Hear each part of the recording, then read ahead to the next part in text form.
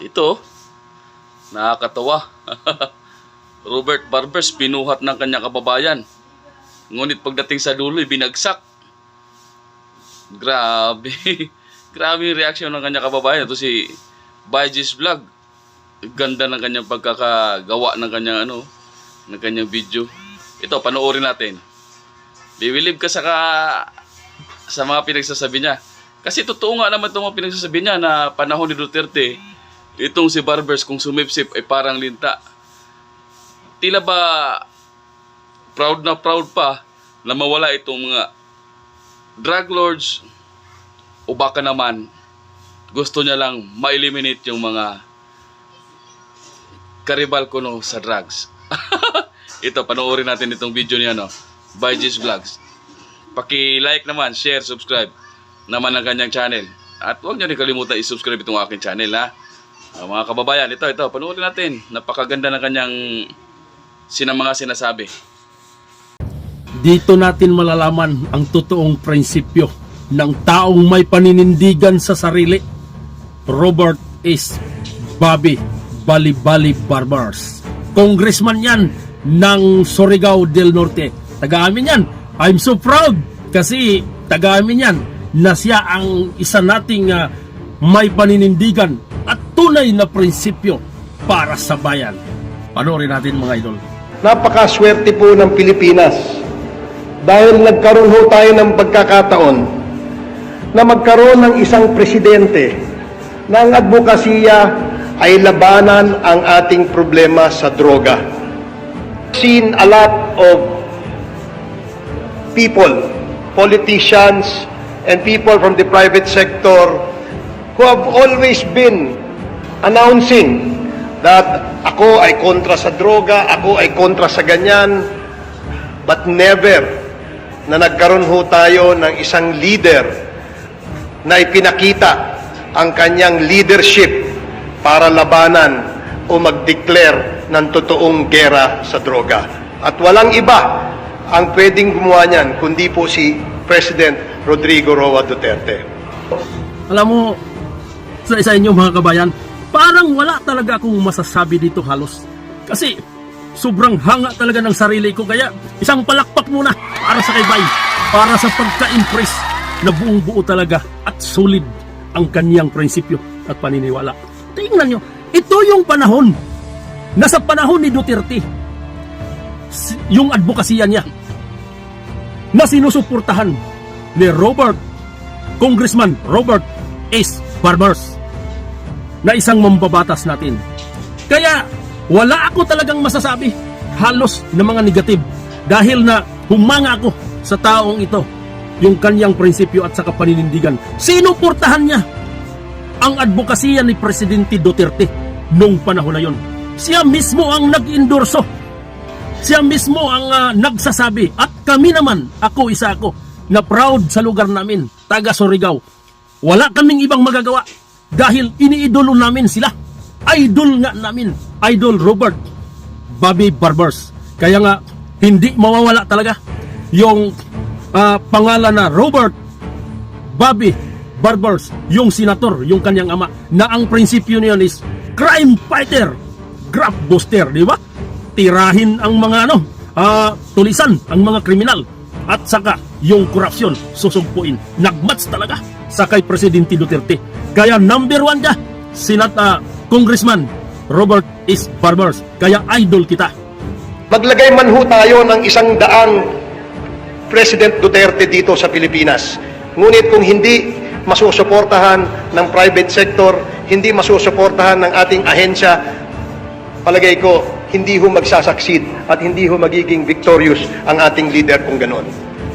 Nararapat lamang na atin siyang suportahan because he does not just worry about the present state of the country, but he worries about the future of this nation, the future of our younger generation.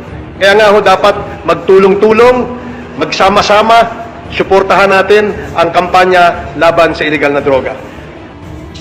Kaya palakpak talaga ako sa iyo, sir. Sobrang hanga ko sa mga binigay mong suporta. Alam nyo, sa totoo lang, ikaw talaga yung inidolo ng lalo na ng mga tao sa mga ganyang paninindigan. Dahil naramdaman mo at nakikita mo ang kinabukasan ng mga bata na para hindi masisira ang buhay pagdating sa susunod na panahon. Kaya ikaw talaga ang nakakaintindi. Kaya kami, wala kaming ibang magagawa kundi hanggang sa paghanga na lang talaga sa iyo. Yun talaga yung totoo, sir. Isipin mo, isipin nyo, suportahan natin ang kampanya at advokasya ni Presidente Duterte laban sa illegal na droga. Pero minsan, dumating talaga ang punto na yung lahat ng mga tao na nirerespeto ka, talagang hindi talaga nag-alanganing susundan ka dahil nga sa pagka-idol ka, dahil nga sa nagustuhan yung prinsipyo mo. Pero minsan, nagkaroon kumbaga tayo ng palakid sa mga pangarap. Dahil hindi pa nga umabot doon sa panahon, una ka nang sumuko. Ang nangyayari ngayon, napakaganda ng banat mo nung si Duterte ang presidente, halos halikan mo yung bayag ni Duterte dahil sa pagsaludar mo sa kanya. Ngayon nung si Marcos na, ikaw na ang investigador para si Duterte makulong, para si Duterte maparusahan, para si Duterte ma-citing contempt. Sus, sir, sa totoo lang, yung hanga sa'yo, yung hanga ko sa'yo, na iniidolo kita, bumaliktad. Yung pagka-idol ko, nagiging, lodi na. Hindi lang lodi na, dahil maluod ka na. Diba? Yun ang katotohanan. Litsi ka, buisit ka, isa kang sinungaling na animal ka.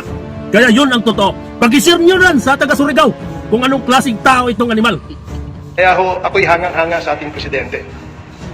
I hope after the president's term expires in 2022, the next leader will continue this war against drugs. Kasi hindi ho natin kayang masolve itong problema to in a span of 6 years.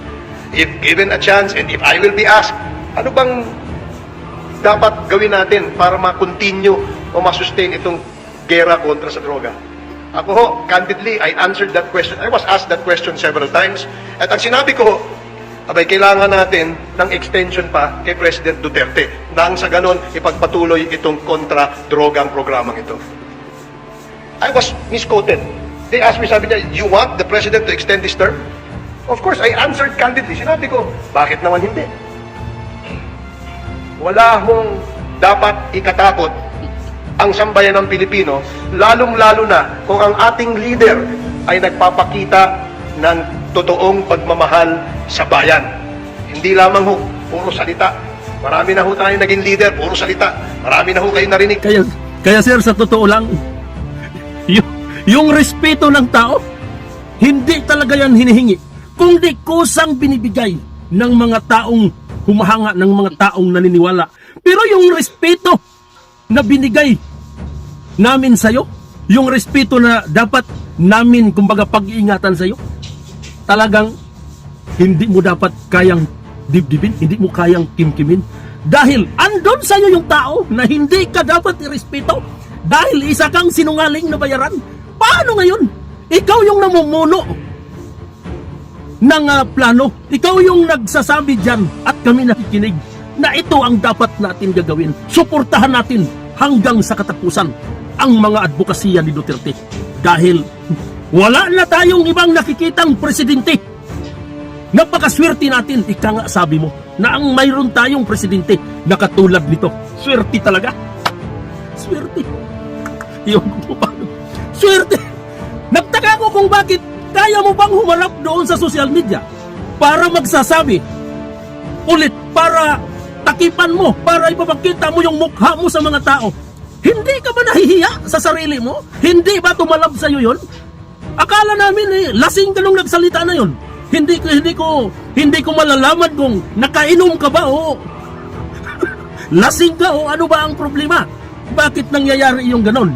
So yung respeto, ang tao na dapat kinakatakutan, yung tao na ginagalang, yung matinong tao. Pero yung ganyang uri ng prinsipyo, sa una kinakatakutan, pero sa dulo, nako, bumaliktad sir. Parang nung pagbaliktad mo.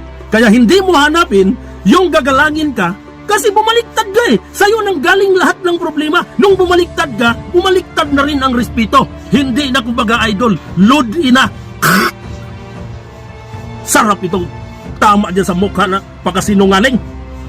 May mga nagsasabi na maganda ang mga naganap na patayan sapagkat mga drug lords naman po ang napatay o ang mga adik na kriminal. Subalit sa aming investigasyon, lumalabas na may mga ibang drug lords nga na napatay subalit iilan lamang, samantalang madaming mga malalaking drug lords ang nagpatuloy sa kanilang gawain at naprotektahan pa ng gobyerno at nabigyan pa ng titulo imbis na maimbestigahan. Libo-libo ang mga pinatay ng mga tricycle drivers, homeless na nasa kariton, construction workers, at mga ordinaryong tao na halos wala nang ang makain at walang laban, mga taong napagtripan na lamang. Ito ba ang mga drug lords? Pangkain nga, wala sila. Pangdroga pa kaya? Mga batang inosente gaya ni Kian de los Santos, basta na konsuladahan ka, delikado ka na. Kaya dyan sa parehas talaga kayo dyan sa Kongreso. Yung isang sinungaling dyan na sino, John Kwanggon, sino ba yun? Na sinabi niya, kaya lang daw nagsimula ang problemang ganito dahil sa pag-interes ni BP Sara na magiging presidente. Ang mga tao hindi naman tanga-tanga. Alam na alam ng mga tao, sir. Congressman sa inyo dyan sa Kongreso. Alam na alam ng mga tao kung sino ang totoo. Hindi nyo pwedeng kasi parehas naman tayo kumbaga nanonood at saka parehas tayo nag-isip kung ano yung tama o ano yung sinungaling. Kaya wag kami. Kaya ito dito, mayroon kang kasama diyan na yung isa si Bini Abanti, Congressman Abanti. Ikaw naman, ikaw si Is Barbers, Congressman atrasado. Kaya bumaliktad ka eh. Ikaw na yung tinatawag na si Congressman Bali-Bali Barbers. Yun lang yung mga sinasabi ko sa inyo, mga viewers, mga kapatid, mga Pilipino. Gusto lang natin patunayan kung gaano katotoo ang paninira ng mga tao dito doon sa Duterte. Yung mismo prinsipyo nila, yung mismo galing sa kanila, binabalik natin sa kanila at nilalatag natin kung gaano sila katotoo. Kasi kung yung sinasabi nila dito ngayon sa Congress, kung gusto nilang paniwalaan natin sila, balikan natin ang tunay nilang pagkatao. Ibig sabihin, yung una, nakikita na natin na talagang tinutulak nila yung katotohanan. Pagdating sa dulo, kaya nilang baliktarin. Ibig sabihin, yung una, lang pala yun, props lang. Yung pangalawa, kumbaga, anong matatawag nyo rito?